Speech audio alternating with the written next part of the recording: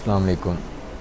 आज हम टॉपिक जो कवर करेंगे वो है मॉडल फॉर्म्स। मॉडल फॉर्म आपका एक नॉर्मल हम चाह रहे हैं कि फॉर्म है और वो ख़ुद ब खुद ही बन जाए और वो एसोसिएट होना चाहिए मॉडल से, और डाटा जो भी हम सेव करें वो डायरेक्टली मॉडल के अंदर सेव हो जाना चाहिए। उसके लिए हमने सबसे पहले एक मॉडल बनाना है। यहाँ पे मॉडल बनाने के लिए क्लास और मॉडल का नेम कोई रखें। फॉर एग्ज़ाम्पल मैं यहाँ पे बुक रखता हूँ। Models dot model title and models dot character field max length 20, और इसी तरह से मैं एक ऑथर की फील्ड बनाता हूँ। दो फील्ड्स हैं हमारे पास। इसको शो करवाने के लिए मैंने इसी को मैं कॉपी कर लेता हूँ और यहाँ पे पेस्ट कर सेल्फ डॉट टाइटल। हमने एक मॉडल बनाया। मॉडल तब तक एडमिन पैनल पे शो नहीं होता जब तक उसको हम रजिस्टर नहीं करते। यहाँ पे बुक और इसी लाइन को ही यहाँ पे मैं बुक कर देता हूँ। ठीक है, मॉडल रजिस्टर हुआ हमारे पास। मॉडल के लिए माइग्रेशंस करनी पड़ेंगी।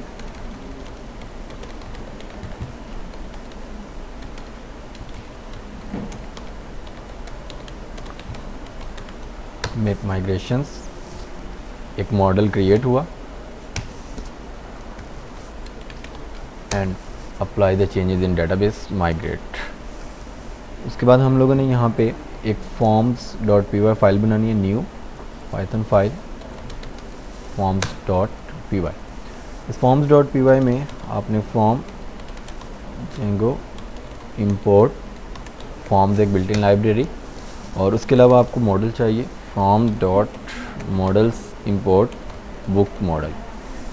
जैसे आप लोग मॉडल बनाते हैं वैसे ही क्लास की मदद से आप बनाएंगे फॉर्म। फॉर्म का नाम मैंने रखा book form forms dot model form. Class के अंदर एक और क्लास बनाएंगे मेटा क्लास की, एम कैपिटल। इसमें हम लोगों ने सबसे पहले स्पेसिफाई करना है मॉडल जो हम इसके लिए यूज़ करेंगे।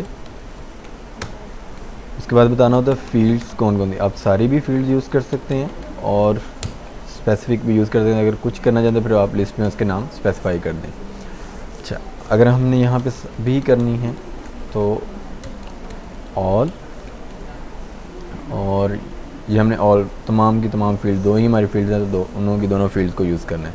फॉर्म बना हमारे पास। फिर हमने व्यूज़ पे आ जाना है। व्यूज़ पे आके हमने उसको इंपोर्ट कर लेना है जो फॉर्म आपने बनाया है। कहाँ पड़ा है? फॉर्म्स नाम की फ़ाइल के अंदर फॉर्म पड़ा है बुक फॉर्म के नाम का। एक टेम्पलेट बनाई, न्यू HTML फाइल और माई फॉर्म डॉट HTML या कुछ भी मैंने एक फ़ाइल बना ली। व्यूज़ पे आके एक URL बनाने लगा हूँ, कॉपी ही कर लेता हूँ और इसको मैं कह देता हूँ फॉर्म डाटा।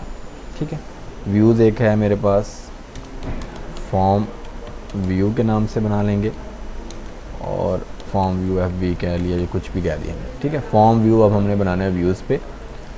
फॉर्म व्यू बनाने के लिए मैं नीचे आया यहाँ पे डेफ फॉर्म व्यू रिक्वेस्ट, और मैं कह देता हूँ एक ऑब्जेक्ट बनाया मैंने f is equal to book form का एम्प्टी ऑब्जेक्ट बनाया, रिटर्न रेंडर रिक्वेस्ट कॉमा और my form dot HTML।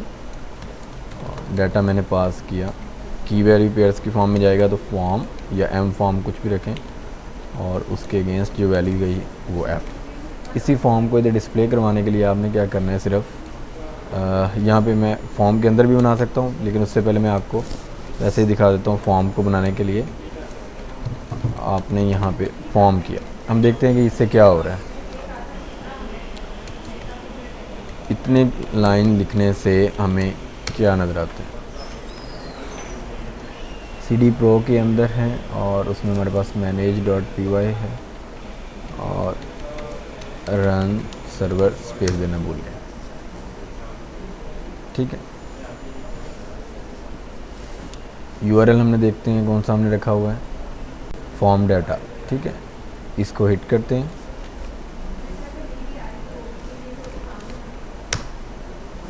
Form data के अगेंस्ट उसने कुछ भी चीज़ आपको शो नहीं करवाई, क्योंकि आपने फॉर्म व्यू है हमारे पास, और फॉर्म व्यू पे ये हमारा फॉर्म व्यू एफ है और एम फॉर्म है, ठीक है। आपने मिस्टेक की है हमने यहाँ पे, तो यहाँ पे फॉर्म नहीं है, एम फॉर्म है डिक्शनरी की का नाम। ये आपको 2 फील्ड नज़र आ रही है, ठीक है। डाटा जो है अब अगर फ्रंट एंड से बैक एंड पे लेके जाना है तो आपने फॉर्म, मेथड, पोस्ट, और अगर आपने पोस्ट मेथड यूज़ किया हुआ है तो आपको CSRF टोकन भी लगाना पड़ता है, वो लगाएं।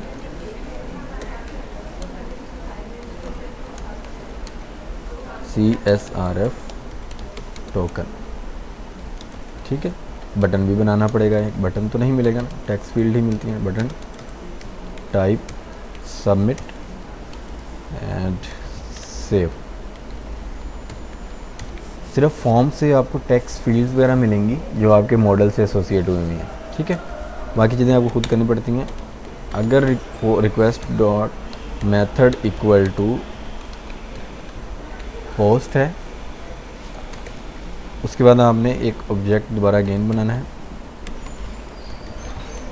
Book form. इस टाइम ये एम्प्टी नहीं होगा, जो पोस्ट से रिक्वेस्ट आई होगी उससे वो खुद ही पॉपुलेट हो जाएगा। तो 3 ही चीज़ें होंगी, एक मिडिल वेयर टोकन होगा, उसके बाद नेम, टाइटल होगा और ऑथर का नेम होगा। If F dot is valid, F dot save, अगर वो वैलिड है तो सेव करें और return HTTP response data saved या कुछ भी एक मैसेज कर दें, ठीक है। अच्छा, उसके बाद मैं आपको यहाँ पे एक चीज़ दिखा दूँ, ये हम इसको रिप्लाई करें, ठीक है। ये टेक्स्ट फील्ड के नाम वही होते हैं जो आपके कॉलम्स के नाम होते हैं, ठीक है। टाइटल रखा था, कॉलम का नाम वही आ गया, मैक्स लेंथ, ये सारी चीज़ें खुद इसने सेट की हैं। रिक्वायर्ड भी है क्योंकि हमने डाटा कंपलसरी रखा हुआ है, हमने ब्लैंक ट्रू, नल ट्रू इस तरह की बात नहीं की हुई।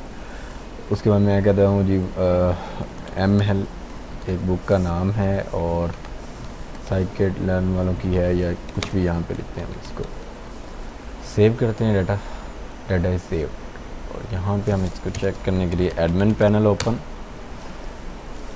एडमिन पैनल में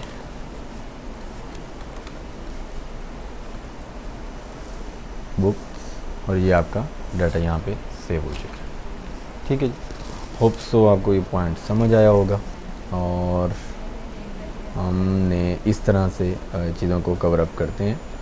आप सबसे पहले मॉडल्स एक बनाते हैं, मॉडल्स को आप साइट पर रजिस्टर किया आपने, फिर आपने फॉर्म्स में एक फॉर्म बनाया क्लास के साथ, क्लास में मेटा भी लगाया, और उसके बाद मॉडल एक बताया कौन सा मॉडल है, फील्ड्स बताएं कि कौन सी यूज़ करनी है। अगर आपने सारी करनी है तो उसके लिए डायरेक्ट तरीका ये भी है। एक URLs बनाया हमने, URLs के अगेंस्ट क्या बनाया, व्यूज़ बनाया। व्यूज़ वाली फ़ाइल पे आपने उस बुक फॉर्म जो आपने बनाया उसको इंपोर्ट करना है। इंपोर्ट करके आपने नॉर्मल फॉर्म का एम्प्टी ऑब्जेक्ट बना के उसे टेम्पलेट पे रेंडर करना है, और जब वहाँ से रिक्वेस्ट उसे फॉर्म बनाना है पोस्ट रिक्वेस्ट के साथ, और जैसे ही डाटा बैकएंड पे आएगा सेव होने के लिए, तो आपने चेक करना है कि रिक्वेस्ट पोस्ट है, और फिर उसके बाद फॉर्म जो ऑब्जेक्ट बनाया उसे डाटा को पॉपुलेट करना है पोस्ट रिक्वेस्ट के साथ जो भी डाटा आया हुआ है, और उसको पहले चेक कर लेना कि वो वैलिड है डाटा या नहीं, और फिर सेव करना है। और रिस्पॉन्स आपने सेव्ड के नाम से हमने उसको रिस्पॉन्स शो करवाया, ठीक है।